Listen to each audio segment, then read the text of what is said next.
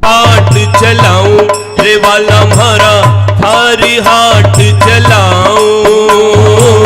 थारा घर में रहूं निरंतर थारी वाट चलाऊं रे वाला म्हारा थारी हाट चलाऊं।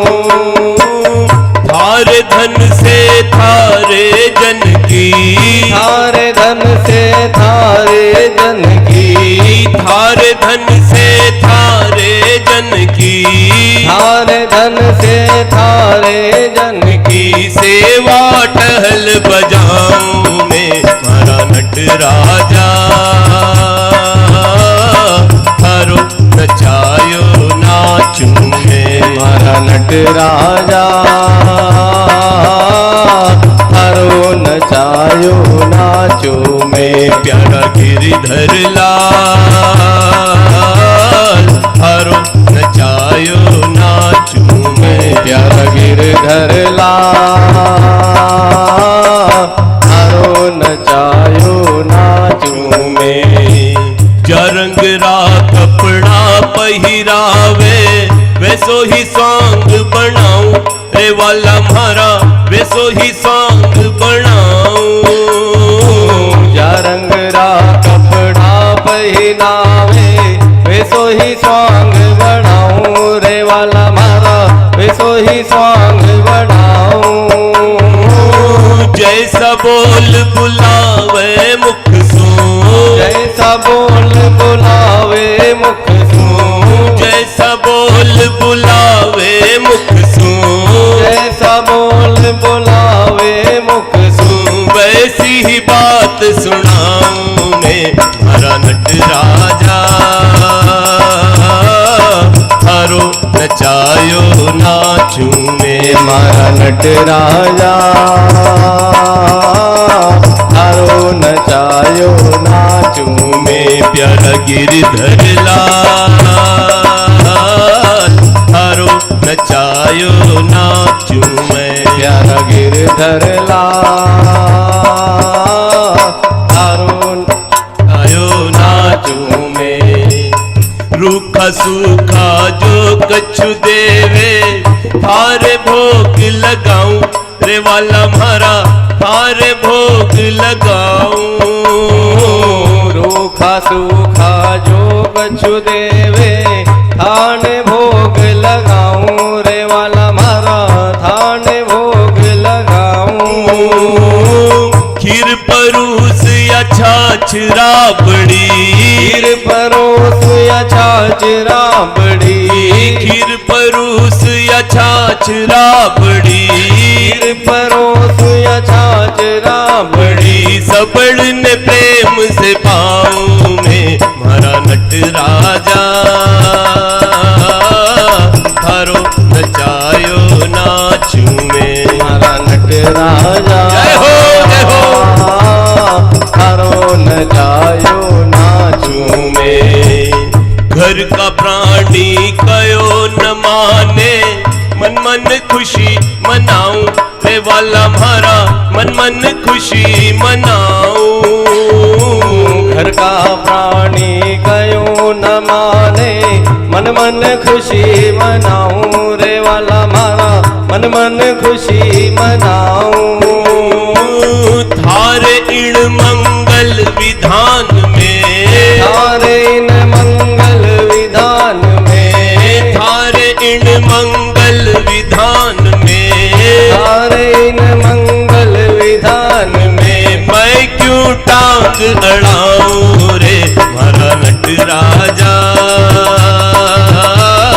थारो नचायो नाचूं मैं मारा नटराजा। थारो नचायो नाचूं में। जो तू ठोकर मार गिरावे लकड़ी जूं गिर जाऊं रे वाला म्हारा लकड़ी जूं गिर जाऊं। जो तू ठोकर मार गिरावे लकड़ी जो गिर जाऊं रे वाला म्हारा लकड़ी जो गिर जाऊं। जो तू माथे ऊपर बिठावे, जो तू माथे ऊपर ऊपर बिठावे, जो तू माथे ऊपर बिठावे, जो तू माथे ऊपर बिठावे, तो भी ना शर्माऊं मैं मारा नटराजा, थारो नचायो नाचूं मैं मारा नटराजा, थारो नचायो नाचूं मैं। उल्टो सुलटो जो कछु कर ले, मंगल रूप लखाऊं रे कान हमारा मंगल रूप लखाऊं। उल्टो सुलटो जो कछु कर ले, मंगल रूप लखाऊं रे वाला मारा मंगल रूप लखाऊं।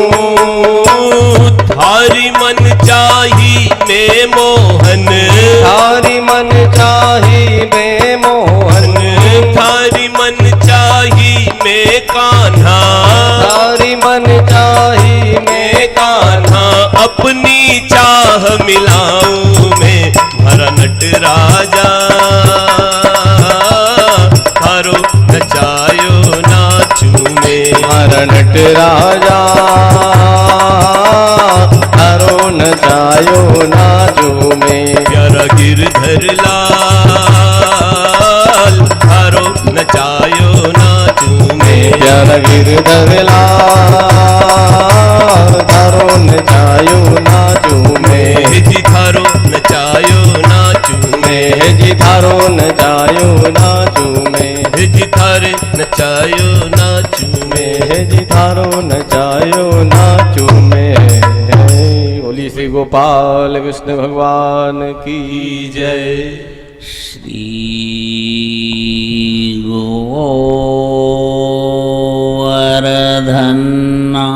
गोवर्धननाथ की जय। गिरिराज धरण की जय। द्वारिकाधीश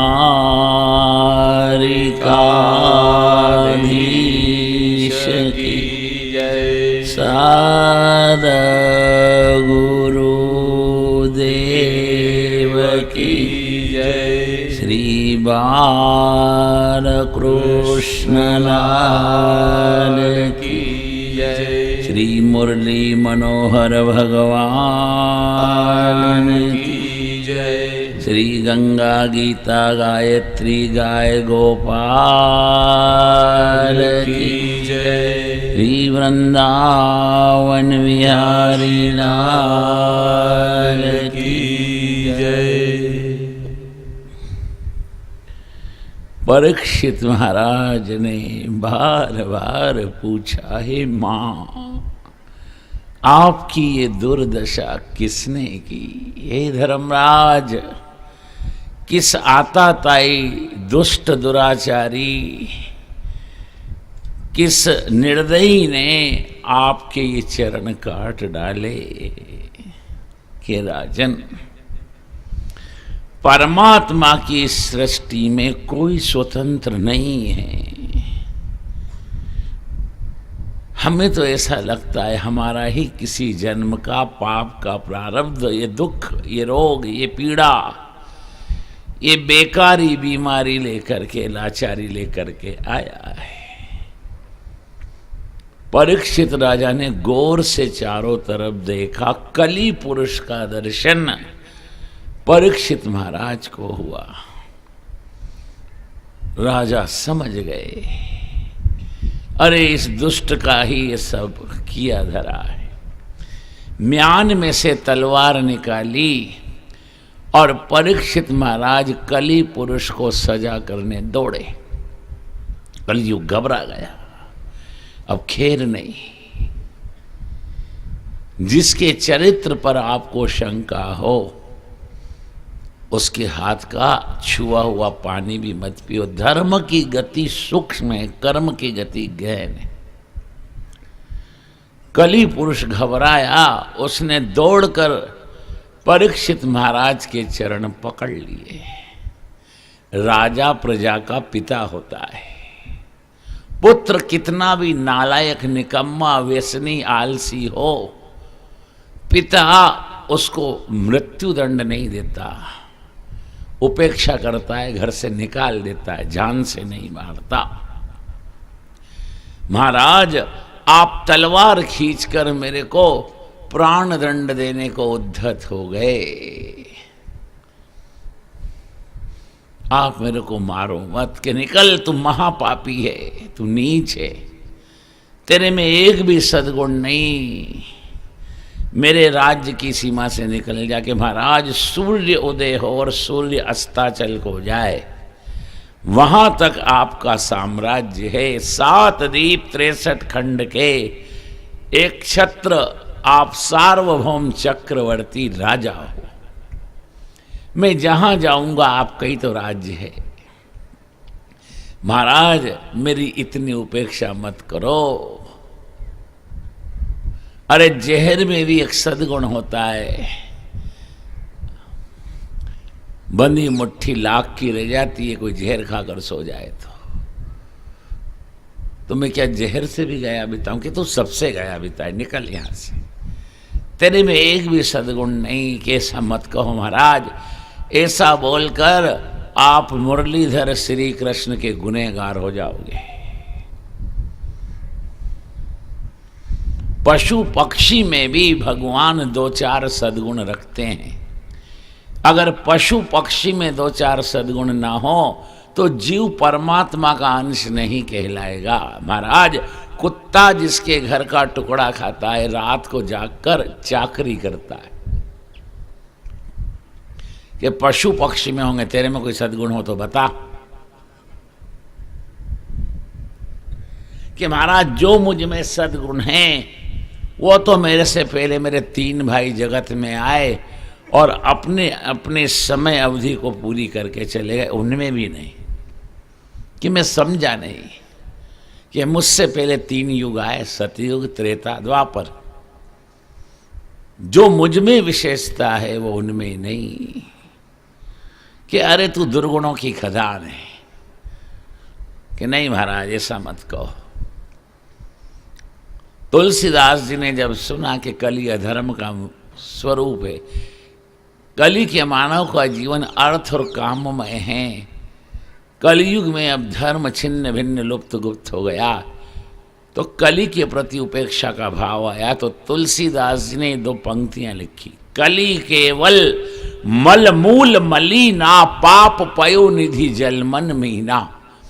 कलयुग क्या है? वो पाप का समुद्र। और हम कौन है? कलयुग में पैदा हुए जीने वाले उस जल के जंतु हैं। जिस तरह जल जंतु यानी मछली जल को त्याग नहीं सकती, जल को त्यागा के मर जाती है। मछली जल की रानी है, जीवन उसका पानी है। जीवन अगर जल से अलग हटाया तो मरी। तो जिस तरह मछली जल का त्याग नहीं कर सकती, उसी तरह हम कलयुग के प्राणी पाप का त्याग नहीं कर सकते। कली केवल मल मूल मलीना, पाप पयो निधि जल मन मीना। कि महाराज जो मुझ में सद्गुण है वो मेरे 3 भाइयों में नहीं था। सतयुग में कर्म, योग और उपासना ये मार्ग थे।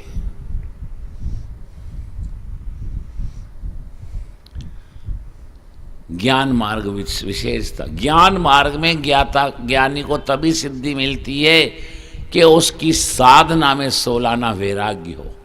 ज्ञान मार्ग में सबका त्याग है, केवल भगवान मेरे और मैं भगवान का, बाकी सबका त्याग है। और कलयुग में सबका त्याग करना बहुत मुश्किल है। कलयुग का मानव तो पान, बीड़ी, सिगरेट, चाय, तंबाकू, पाउच का गुलाम है। उससे कहो काम, क्रोध, लोभ, मद, मोह, मत्सर, ईर्ष्या, राग, द्वेष, अहंकार छोड़, वो कैसे छोड़ेगा? वो विषयानंद छोड़ नहीं सकता। उसको ब्रह्मानंद, भजनानंद, नित्यानंद, अखंडानंद, पूर्णानंद चाहिए। ये संभव नहीं। योग मार्ग में महाराज जो ऊर्ध्व रहता है, जिसने शरीर की शक्ति का दुरुपयोग तुच्छ विषयों का सेवन करने में उसको बर्बाद नहीं किया, जो ऊर्ध्वगामी, जिसने शक्ति का संचय किया, और फिर योग के 7 अंग साधना के द्वारा जिस योगी ने सिद्ध किए उसको साक्षात्कार होता है भगवान का। योग के 7 अंग कौन कौन से हैं? यम, नियम, आसन, प्राणायाम, प्रत्याहार, ध्यान, धारणा, फिर 8वीं समाधि।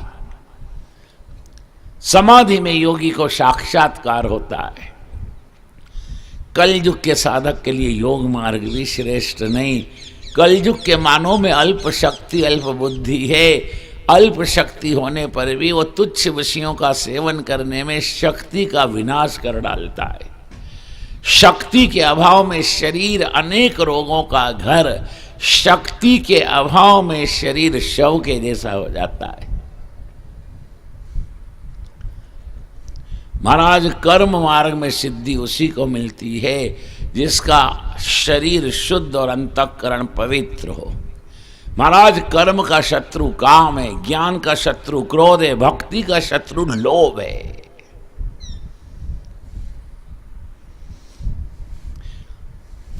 सतयुग में कर्म मार्ग, ज्ञान मार्ग, योग मार्ग मुख्य है। अब कलयुग के लिए तो लिख दिया, कलयुग योग यज्ञ नहीं ज्ञाना, यह कलि कर्म न भक्ति विवेकु, राम नाम अवलंबन एकू। ध्यान दो महाराज, त्रेता युग में 3 वेद जब एक होते हैं तब वो यज्ञ के द्वारा यज्ञ नारायण को तुष्ट पुष्ट संतुष्ट करता, तब भगवान मिलते हैं। अभी पूछो आपका वेद कौन सा है, बताएंगे नहीं। प्रवर क्या है मालूम नहीं, गोत्र क्या है जानते नहीं। मेरी बूढ़ी माँ है जोधपुर में 105 साल की, वो जानती होगी महाराज। हार्डवेयर सॉफ्टवेयर में मैंने ऑस्ट्रेलिया से टॉप किया है, मुझे 2 करोड़ का पैकेज है। परदेश का इतिहास पूछो मैं सब बता दूं, प्रवर गोत्र मुझे नहीं मालूम। ऐसी शिक्षा क्या काम की। ये भारत देश ऋषि मुनियों का आचार्य अवतारों का देश है। हम सब ऋषियों के बालक हैं, हमको ऋषियों के पीछे पीछे चलना है। विश्वामित्र, जमदग्नि, अत्रि, गौतम, भरद्वाज, वशिष्ठ और कश्यप, ये 7 ऋषि हैं। ये 7 ग्रस्त हैं। इन 7 में से किसी एक ऋषि के वंश में आपका जन्म हुआ। कई लोग ऐसा समझते हैं जो ब्राह्मण है वो ऋषि की संतान है। नहीं, भारत में जिसका जन्म किसी भी वर्ण आश्रम जाति में हुआ हो वो सब ऋषियों की संतान है। आप 1 रुपया भी दान देते हो, ब्राह्मण बोलता है गोत्र का उच्चारण करो, वासिष्ठ गोत्रोत्पन्नोहम, भारद्वाज गोत्रोत्पन्नोहम, काश्यप गोत्रोत्पन्नोहम। आपको गोत्र का उच्चारण करना पड़ता है।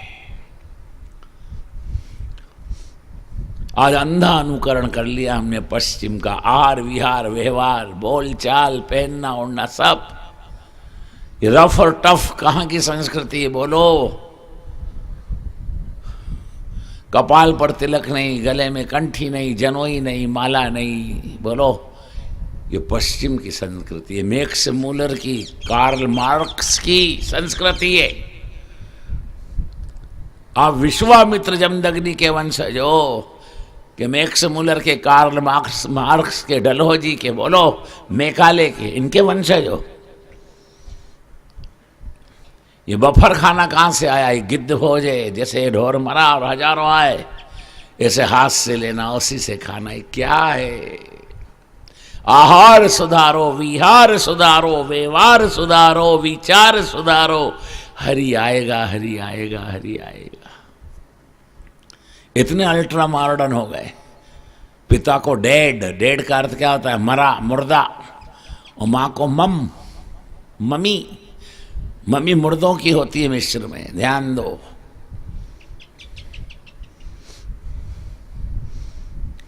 तीन वेद कैसे कंठस्थ करोगे बोलो? प्राचीन काल में ब्राह्मण 1-1 लाख वेद मंत्र कपाल पर धारण करते थे। क्या धारणा शक्ति, क्या स्मृति, क्या अभिव्यक्ति होती थी। मदन मोहन मालवीय 27 घंटे में 18,000 श्लोक भागवत के उदात्त स्वर से इसका उच्चारण करके अखंड भागवत कर लेते थे। सोचो, जब से मस्तक का ज्ञान पुस्तक में आया, ब्राह्मण और ब्रह्म तेज का विनाश हो गया। अब किसी को कुछ याद ही नहीं रहता। आज आपसे पूछा था कहाँ चल रही थी कथा, कोई ने नहीं बताया। ये स्तर है हमारा सुनने का। बोलो, इस कान से सुना, इस कान से निकाल दिया। कथा को मन में रखो, टिकाओ। नवदा भक्ति का उपदेश जब राम जी ने शबरी को कहा किया तो क्या कहा? नवदा भक्ति कम तो ही पाई, सावधान सुन धर मन माई। मन में रखो। क्यों? मनः मनुष्य नाम कारणो बंध मोक्षयो। बंधन मुक्ति का कारण मन है। त्रेता में 3 वेद एक हों और तब यज्ञ किया जाए। यजुर्वेद के मंत्र से देवता का आह्वान, शाम वेद की ऋचाओं से देवताओं की स्तुति और ऋग्वेद के मंत्र से देवताओं को आहुति दी जाती है। तब यज्ञ नारायण प्रकट होते हैं, संतुष्ट होते हैं। द्वापर में तंत्रोक्त मंत्रोक्त वेदोक्त 61 उपचार, 11 उपचार, 21 उपचार से पूजा करो, तब भगवान प्रसन्न होते हैं। महाराज अब कली काल है। 3 दिन तक एक स्थान पर बैठकर कोई हाथ में मंजीरे लेकर भगवान के नाम का कीर्तन करे, या 7 दिन तक एक आसन पर बैठकर माला हाथ में लेकर गुरु मंत्र का जप करे, तो उसे महरलोक, जनलोक, तपलोक के अवधूत परमहंसों का दर्शन होने लगता है। और 8वें दिन भगवान प्रकट हो जाते हैं। महाराज मेरे में इतना बड़ा सद्गुण है। 3 दिन बोलो आप संकीर्तन करे, हरैये नाम, हरैये नाम, हरैये नाम केवलम, कलौ नास्ति नास्ति नास्ति गति अन्यथा ना। कल जुग केवल नाम आधारा, सुमिर सुमिर नर उतरहि पारा। नाम लेत भव सिंधु सुखाई, करहूं विचार सुजन मन माही। जासु नाम सुमिरित एक बारा, तरहि सकल भव सिंधु अपारा। नाम प्रभाव जान गण राऊ, प्रथम पूज्य भय नाम प्रभाऊ। सुनरी पवन सुत पावन नामू, अपने बस की राखे रामू। नाम की इतनी महिमा है महाराज। 3 दिन कि 3 दिन के 3 दिन महाराज, आपसे मैं मिथ्या नहीं बोल रहा। तलवार रख ली। कल युग में 3 दिन में भगवान मिलते हैं। पर भगवान किसको चाहिए बोलो? धन चाहिए, यश चाहिए, कीर्ति चाहिए, पद चाहिए। पुत्रहीन को पुत्र चाहिए। कई बार देखो बहुओं को आगे कर देते हैं श्रीमान लोग, महाराज आशीर्वाद दो। कि क्या दूँ आशीर्वाद? कि 5 साल हो गया या नहीं, कहीं को नहीं थे, आशीर्वाद दो, टावर आ जाए। अब झोली में महाराज टावर लेके बैठे हैं। बोलो, जो संसार में गिरा है उसको निकालने के लिए संत हैं, और आप संत को संसार में खींच रहे हो कि हम तो मरे, तुम भी मरो, आओ। कई लोग संतों के पास जाते हैं, ये कन्या 30 की होगी महाराज, फिर आके सर पर हाथ मेल दो ताकि अच्छो घर ने वर मिल जाए या नहीं। अच्छा महाराज ब्याह शादी कराते फिरते हैं। ये क्या है? ये संतों का अपमान है, उपेक्षा है। संत विषयानंद नहीं देते, भजनानंद देते हैं। संत संपत्ति देकर कभी किसी को सुखी नहीं करते, सन्मति देते हैं। बिगड़े हुए मन को गंगा जल जैसा शुद्ध निर्मल करके भगवान की भक्ति का रंग लगा देते हैं। हम तो संतों को भी अपनी दृष्टि से देखते हैं। धिक्कार है।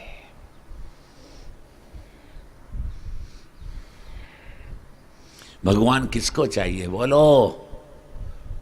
किसी को नहीं चाहिए। सबको मजा करनी है। साधारण आदमी परमात्मा की कृपा को कब समझता है कि 10-20 लाख रुपया दे, बैंक में जमा करूं, ब्याज आ जाए, कल्याण हो जाएगा। पैसा से कल्याण हो जाएगा? धन साधन है, साध्य एक परमात्मा नारायण है।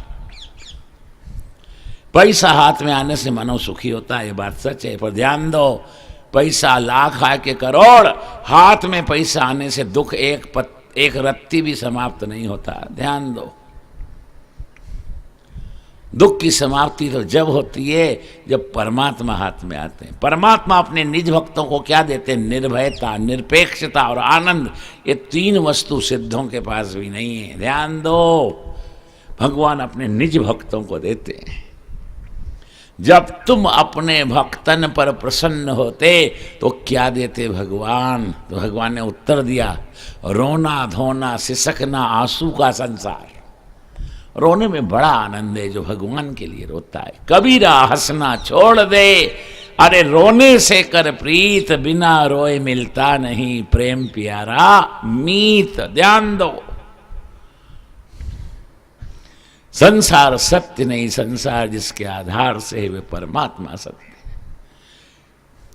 कली पुरुष ने कहा 3 दिन में भगवान मिलते हैं, तो तुलसीदास का भाव बदल गया कलयुग के प्रति।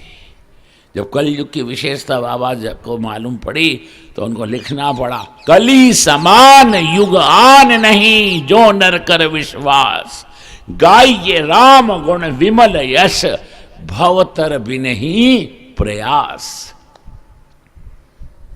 सोचो तुलसीदास महाराज का उद्गार क्या हो गया।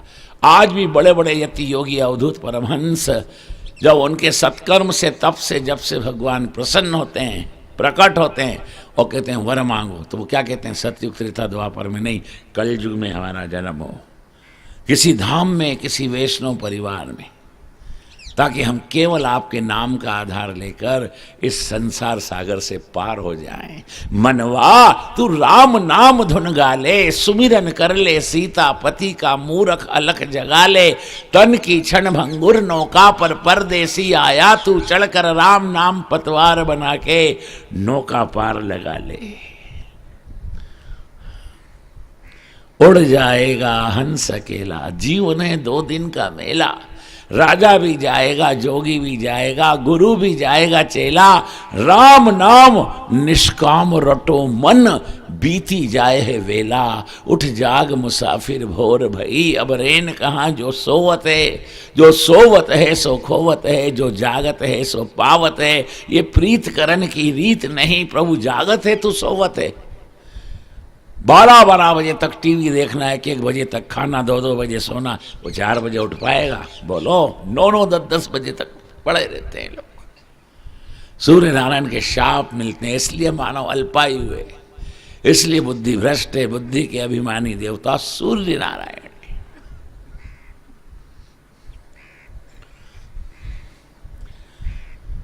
3 दिन में भगवान मिलते हैं, 7 दिन में गुरु मंत्र से भगवान प्रकट हो जाते हैं कि अच्छा जा, तेरे को मारता नहीं, निकल जा, जा यहाँ से। कि महाराज कहाँ निकल जाऊँ? निकल निकल निकल, रट लगा रखिए, मुझे रहने के लिए कुछ स्थान दो। कि अच्छा सुन, जिस घर के लोग सायंकाल प्रातःकाल आपस में घर में झगड़ा करें, कलह करें, तो वहाँ पर जाकर रहे। आपके घर में कृष्ण को रखना हो तो कभी सुबह शाम झगड़ा नहीं करना, नहीं तो कलयुग महाराज आकर डट जाएंगे दल बल के साथ कि मेरा परिवार बहुत बड़ा है, मेरे को और स्थान दो। कि जिस घर में प्राणियों की हिस्सा ज्ञान पूर्वक होती हो, जैसे कसाई का घर, वहां तू रहे। जिस घर में अधर्म अनीति से पाप का पैसा आए, तू वहां रहे। शास्त्र में जहाँ निषेध है वो घर के लोग खाएं पिएं, जैसे मांस मदिरा का सेवन करें, गंदी चीज खाएं, तो वहाँ रहे। जिस चीज को आपके भगवान नहीं स्वीकार करते, अरोकते, आप क्यों खाते हो? राम कृष्ण को कोई पान बीड़ा दे तो अरोकते, राम अयोध्या नाथ है, श्री कृष्ण द्वारकाधीश। पर कोई भगवान को तमाकू दे तो भगवान ना बोलते हैं। तम, ये नरक का नाम है।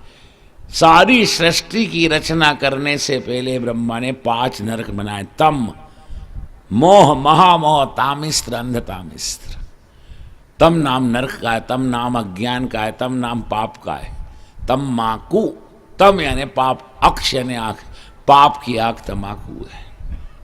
ऐसे निकम्मे हैं, धोखा देते हैं, चुपचाप खाते हैं, उनको गलित कुष्ठ होता है। जो गुरु से कपट, मित्र से चोरी, या हो अंधा या हो कोड़ी। ध्यान दो, पद्म पुराण के पाताल खंड में लिखा है, जो तमाकू खाने वाले ब्राह्मण को दान देता है वो नरक में जाता है, और जो दान लेता है वो गांव का सुअर बनता है। ध्यान दो, भागवत की कथा सुनते हो, काम क्रोध छोड़ो के ना छोड़ो, तमाकू ही छोड़ दो। बोलो, संसार के जितने भी व्यसन हैं, पैसा अनाप शनाप लगाओ, रात को करो, सुबह खत्म। व्यसन भक्ति का रखो। जिस चीज को आपके भगवान स्वीकार नहीं करते, आप क्यों स्वीकार करते हो? बोलो। तमाकू सूंघना, तमाकू खाना, तमाकू पीना महापाप है। जो ऐसा खाता पीता सूंघता है उसके सारे सत्कर्म राख में हवन के समान है। वो सब पंचभूतों को चले जाते हैं, वो पुण्य का दिवालिया रहता है। एक दिन संसार छोड़ना है, आपसे तमाकू नहीं छूटती, धिक्कार है। शास्त्र निषेध करे वो वस्तुएं जो खाते हो, उन घरों में जाकर रहे कि महाराज ये सब अपवित्र स्थान दिए आपने, कोई अच्छा ढंढोर का स्थान दो कि असत्य में निवास कर, रजोगुण में निवास कर, स्वर्ण में निवास कर। अब कई भोले भाले बेचारे देहात के आते कि महाराज सोना में कलयुग विराजे तो हूँ कहीं चांदी रा गहना बनाई लूँ। अब पाप के पैसे से तुम चांदी लाओ के सोना के हीरा के मोती, सब में कलयुग का निवास है। धन के लिए प्रयत्न करना योग्य है, पाप करना योग्य नहीं है। ध्यान दो, भागवत में लिखा है आपके भाग्य का पैसा किसी दूसरे को नहीं मिलने वाला। इसलिए पैसा के लिए प्रयत्न करना चाहिए, पाप कभी नहीं करना चाहिए। धन तो बिस्तर में साथ छोड़ता है, पत्नी सड़क तक, परिवार के लोग शमशान तक, शरीर चिता तक। अब आगे आपके साथ कौन जाएगा? बोलो। वो पोता जाएगा कि नाती के पंथी के पत्नी के पति के करोड़ों का बैंक बैलेंस? बोलो। असली यात्रा तो शमशान के बाद की है। कर्मों के अनुसार आपको आगे की गति मिलेगी। ध्यान दो, उसके घर देर है, अंधेर नहीं। कर्म करने की स्वतंत्रता है आपको, किए हुए कर्म का फल भोगने में आप परतंत्र हो। जो कर्म में कुशल नहीं वही तो पशु है। गीता जी का 1 से लेकर 6 अध्याय कर्म योग है, 7 से लेकर 12 अध्याय तक भक्ति योग है, 13 से 18 तक ज्ञान योग है। सार दे दिया भगवान ने, स्वामी जी ने सरल कर दी, संजीवनी साधक। फिर भी हम तो इस सर पर हाथ रख कर रोते हैं तो धिक्कार है, हम तो आत्महत्या रहे। परसी थाली दे दी फिर भी हम खा नहीं रहे, धिक्कार है।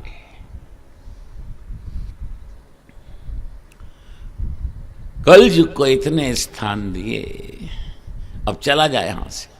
कली पुरुष अदृश्य हो गया। परीक्षित राजा दुखी, क्रांत, करुणा में तरबोल, धरती गाय माता के रूप में खड़ी है उसके पास गए। मां, मैं वचन देता हूं जब तक शरीर में रक्त की एक बूंद भी है, मैं प्राणों को होम करके, प्राणों की बाजी लगाकर आपका रक्षण करूंगा, पालन पोषण करूंगा। हे धर्मराज, 3 पैर आपके जिस आताताई ने काट दिए, मैं अपने सत्कर्म पुण्य के बल से आपके पैर फिर से जोड़ देता हूं। अब किसी आताताई ने आपके संग अति करी, मैं उसको मृत्यु दंड दूंगा। 3 पैर परीक्षित ने कली पुरुष के एवं धर्मराज वृषभ के जोड़ दिए।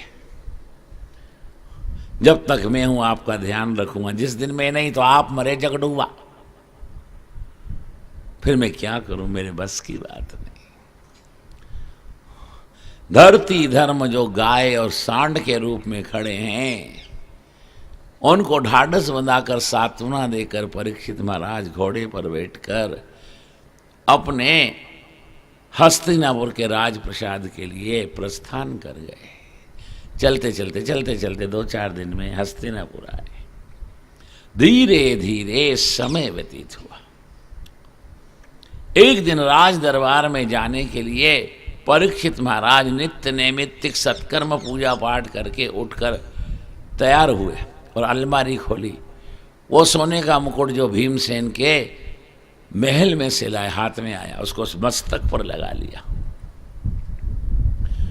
महामंत्री बुलाने आए, कोई विशेष राजा लोग आए हैं, आपसे कुछ मंत्रणा करना चाहते हैं। आप चक्रवर्ती राजा हो, वो अलग अलग प्रांतों के राजा हैं।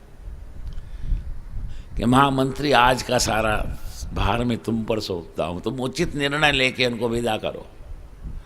राजा का संकल्प था दरबार में जाना, वो विकल्प में बदल गया।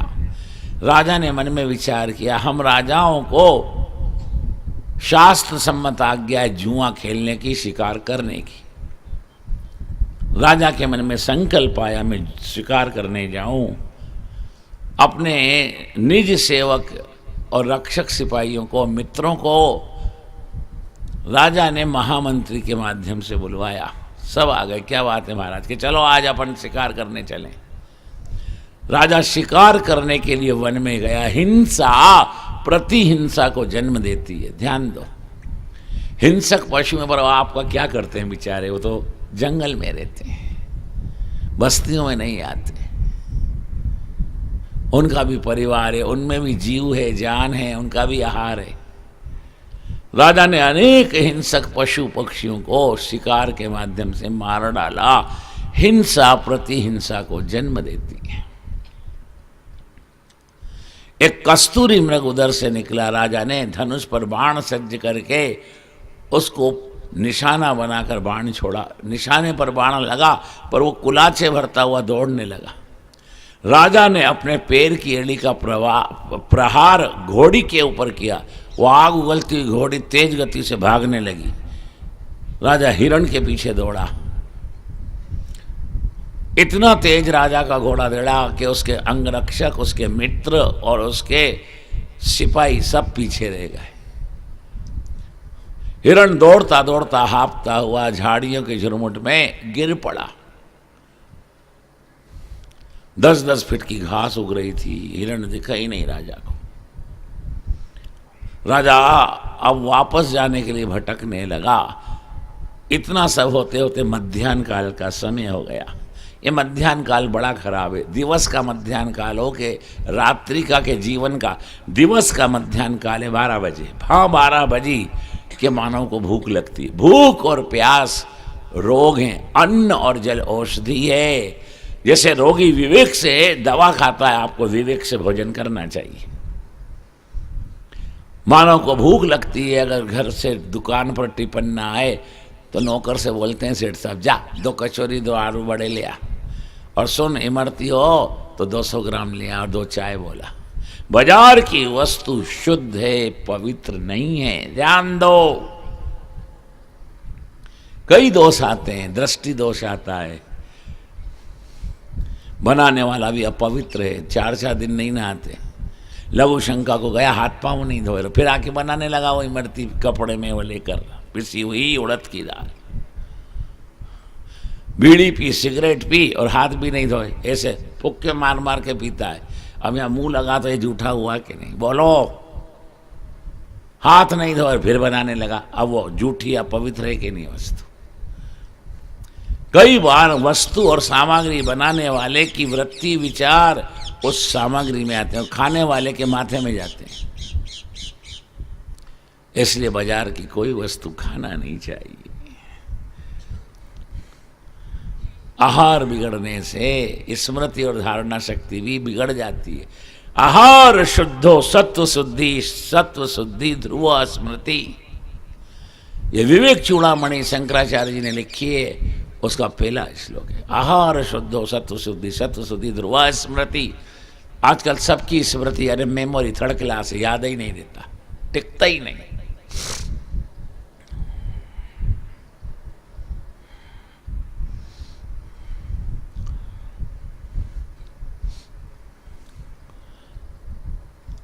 दिवस का मध्याह्न काल है, दोपहरी।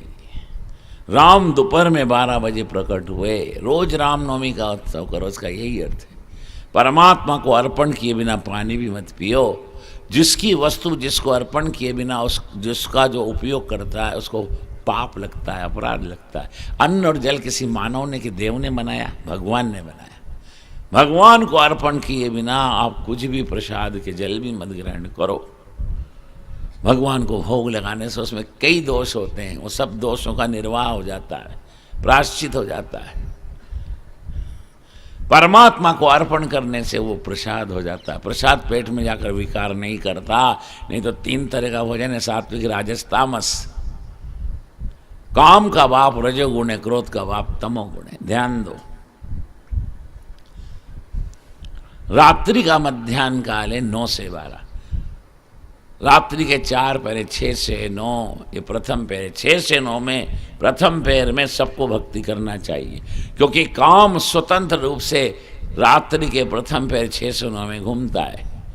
जो राम नाम का जप करता है, जो कृष्ण नाम का ध्यान करता है, या जो घर में ठाकुर जी के सामने दीपक प्रज्वलित करके कीर्तन करता है, कभी वो कामांध मोहांध नहीं होता। वो कई लोग देखना आप, जहाँ शाम की 4 5 6 बजी कि बन ठन के ताला ठोक कर लोग भटकने जाते हैं। ऐसे अपात्रों के बुद्धि में सूक्ष्म रूप से काम घुस कर बैठ जाता है। और रात्रि का दूसरा पहर 9 से 12 में वो काम उनको त्रास देता है। मन की परीक्षा भीड़ भाड़ में नहीं, एकांत में होती है। एकांत में बड़े बड़े पढ़े लिखे यति ज्ञानी योगी भी मूर्ख हो जाते हैं। मन की परीक्षा जागृत अवस्था में नहीं, स्वप्न अवस्था में होती है। स्वप्न में आपको क्या दिखता है? गौशाला दिखती है? बोलो। गीता भवन दिखता है, बद्रीनाथ दिखते हैं, श्रीनाथ जी दिखते हैं, रतन बिहारी दिखते हैं? बोलो। जहां आपका मन फंसा है स्वप्न में, वही आपको दिखता है। तो रात्रि के प्रथम पहर में भगवान की भक्ति नहीं करता, वही रात्रि के दूसरे पहर में कामांध मोहांध होकर तुच्छ विषयों का सेवन करता है। जो सतत राम नाम का जप करके श्री कृष्ण का ध्यान करता है, वो काम को परास्त कर डालता है। जो काम को परास्त कर डालता है, वो काल को भी परास्त कर सकता है। लेकिन जो कामांध मोहांधों का तुच्छ विषयों का सेवन करता है, उसकी इच्छा हो कि ना हो, उसको काल के मुख में जाना ही पड़ता है। काम ही काल का नौकर है।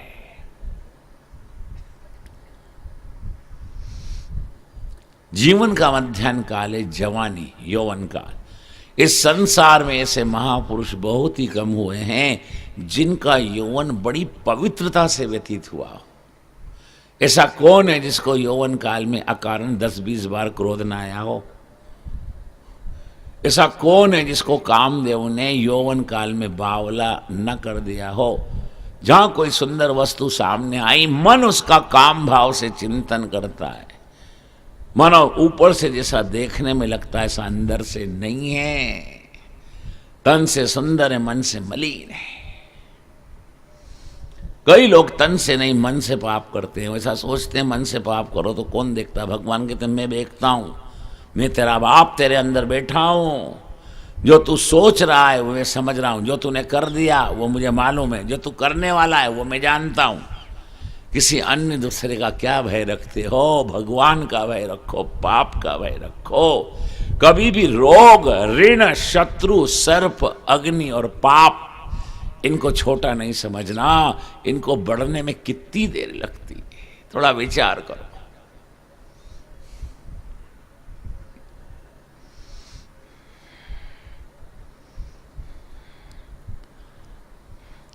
राम यौवन काल में वन में गए थे। 27 साल की उम्र थी राम की, और 9 साल छोटी है माता जी जानकी जी, 18 साल की जानकी जी थी। 14 वर्ष तक राम जी ने अन्न नहीं खाया, केवल कंद मूल फल खाया और जल पिया। और 14 वर्ष तक कैसा संयम रखा?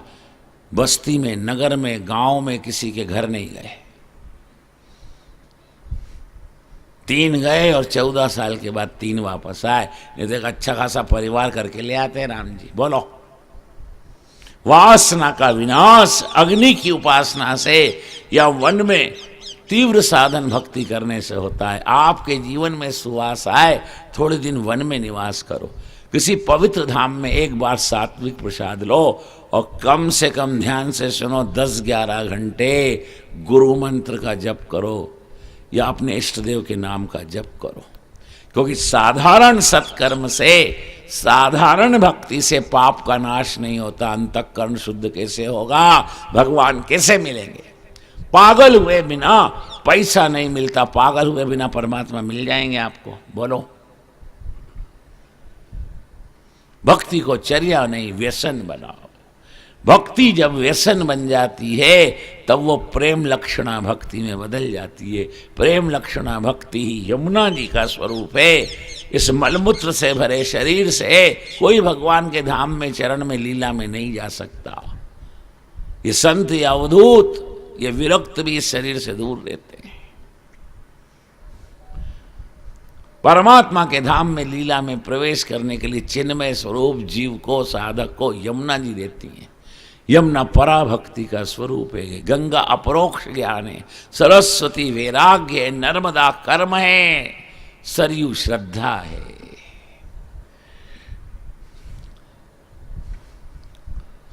कभी भी यमुना का किनारा छोड़ना नहीं, यानी भक्ति का त्याग नहीं करना।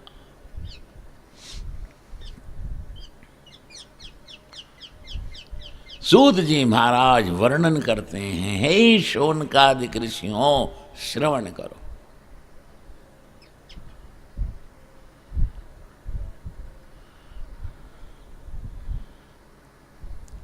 परीक्षित राजा जंगल में भटक गए, मध्याह्न काल का समय हुआ, प्यास से गले में कांटे कांटे उड़ गए, भूख से प्राण व्याकुल हो गए,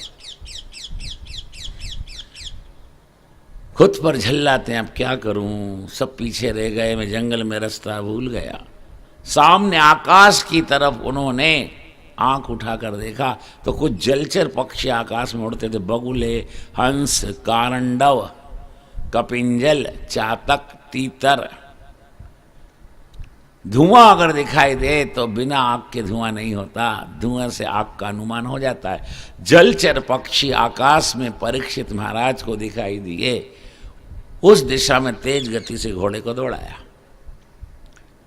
परीक्षित महाराज वहां पहुंचे, उसको पुराणों में कुरु जंगाल प्रदेश कहते हैं।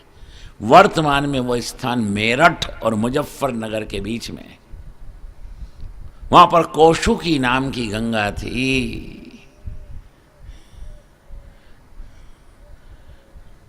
वहां पर अंगिरा कुल तिलक शमिक ऋषि का आश्रम था। उस समय आश्रम में कोई नहीं था, अकेले शमिक ऋषि उत्तराभिमुख होकर पद्मासन लगाकर दर्भ के आसन पर समाधि में बैठे थे।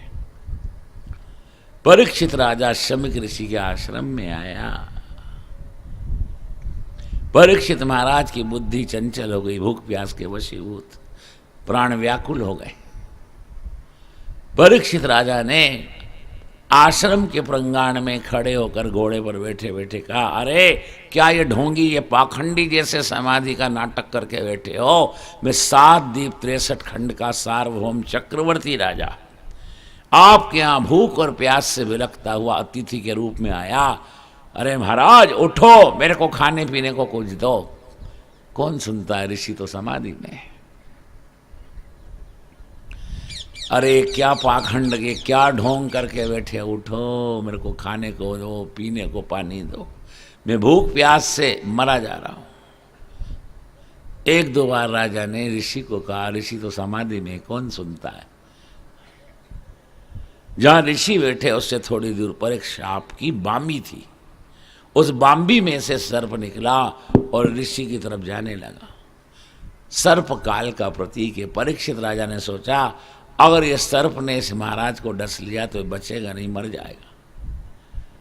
इन ऋषि की मृत्यु सर्प के रूप में आई। परीक्षित ने तरकस में से बाण निकालकर धनुष पर सज्ज किया और सर्प के फन को निशाना बनाकर बाण का प्रहार किया। वो बाण सर्प के फन को भेदता हुआ आर पार हो गया। सर्प वहां पर छटपटाकर मर गया। अरे महाराज, तुम्हारी मृत्यु सर्प के रूप में आई, मैंने तुम्हें जीवन दान दिया, और मेरी मृत्यु भूख प्यास के रूप में आई। तुम क्या आंखें बंद करके ढोंग करके पाखंडी की तरह बैठे हो? मेरे को खाने पीने का दो। ऋषि समाधि में, आश्रम में अन्य कोई कुटुंबी, कोई स्वजन नहीं है।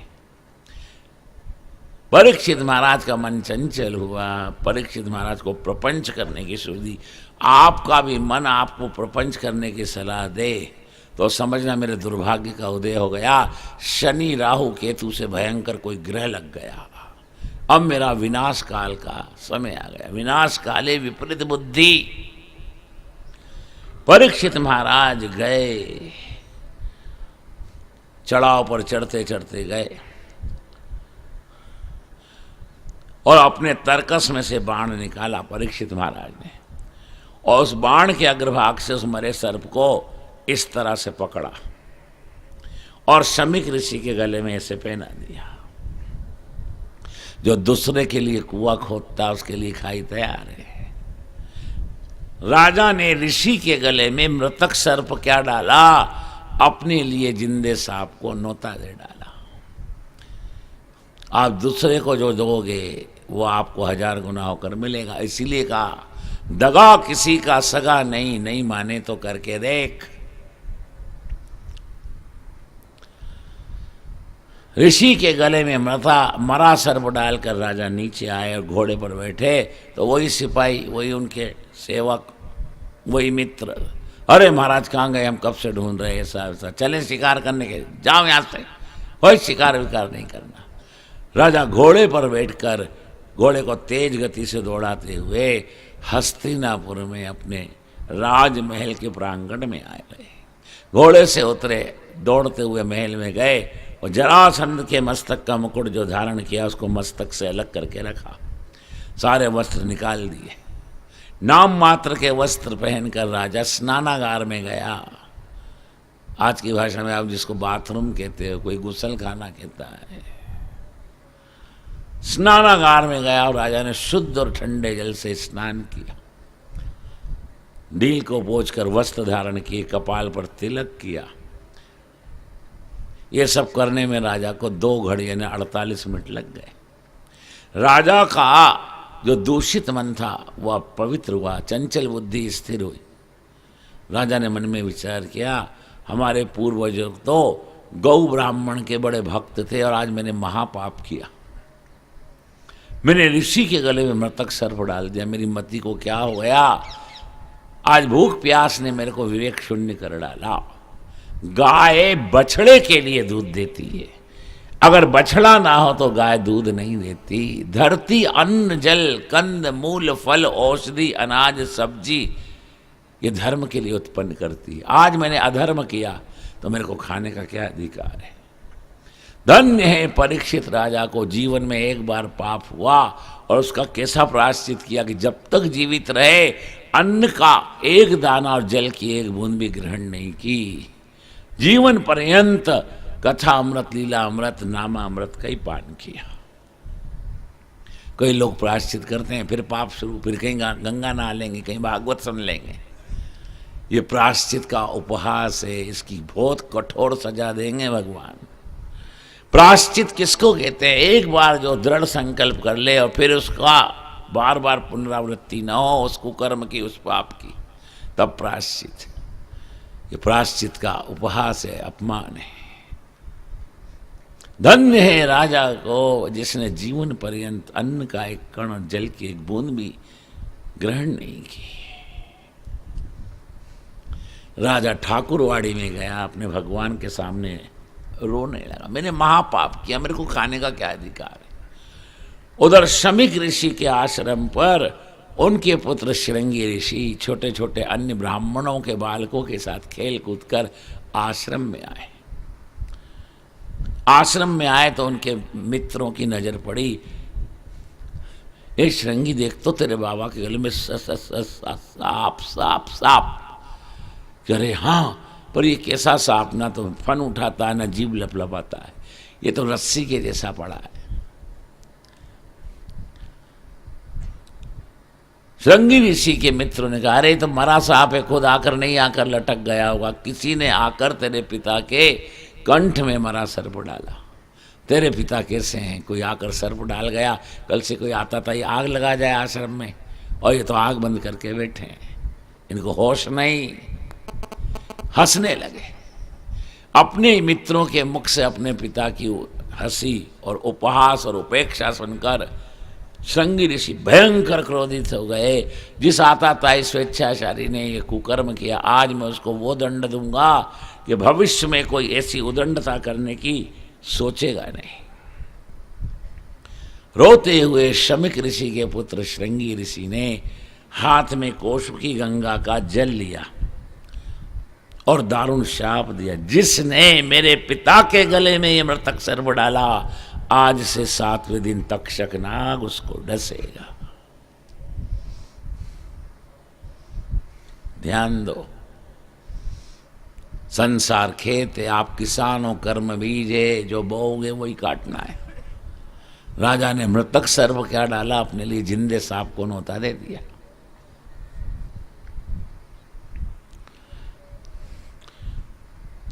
श्रृंगी ऋषि जोर जोर से रोने लगा। पुत्र का रुदन सुनकर महाराज की समाधि टूट गई। शमीक ऋषि ने कहा, बेटा क्या हुआ, क्यों रोता? के बाबा आपके गले में देखो सर्प। कि कहाँ के देखो? क्या रे, ये तो मरा है। ऋषि ने निकाल कर दूर फेंक दिया। सर्प काल का प्रतीक है। अगर जिंदा सर्प भी ऋषि के गले में होता तो उसको मरना ही पड़ता, क्योंकि काल के काल भगवान श्री कृष्ण, उनका ध्यान करने बैठे थे शमीक ऋषि। अगर जिंदा सर्प भी होता तो महाकाल उस काल को खत्म कर देता। काल के काल भगवान है। नंद भवन को भूषण माई, काल को काल देव देवन को। क्या आप भले उस दंड को क्षमा कर दो? बाबा मैंने उसको दंड दे दिया। कि क्या दंड दिया बता? ऋषि घबराए, बाल बुद्धि है इसको, ज्ञान नहीं, विवेक नहीं। अरे क्या दंड दिया? कि मैंने शाप दिया। तो शाप तो दिया, पर शाप में क्या दिया? कि 7वें दिन तक्षक नाग उसको डसेगा। अरे ये तूने क्या किया? इतनी सी गलती पर उसको इतना बड़ा मृत्यु दंड दे दिया। जा अपना कृष्ण मुख मेरे को मत दिखा, जा यहां से। शमीक ऋषि घबराया, कौन आया और किसको इसने शाप दे दिया? और जिसको शाप दिया वो इस शाप से अवगत है कि नहीं? ऋषि ने ध्यान लगाया, भगवान से प्रार्थना की, हे नारायण बताओ यहाँ क्या घटना हो गई, मेरे को खबर नहीं। सारी घटना एक सीरियल की बात थी, एक चलचित्र की बात थी। ऋषि को समाधि में दिखाई दी। अरे राम, जिस सार्वभौम चक्रवर्ती राजा के राज्य में, इस तपोवन में हम बेफिक्र होकर निश्चिंतता से भगवान का भजन करते हैं, आज वो राजा भूख प्यास से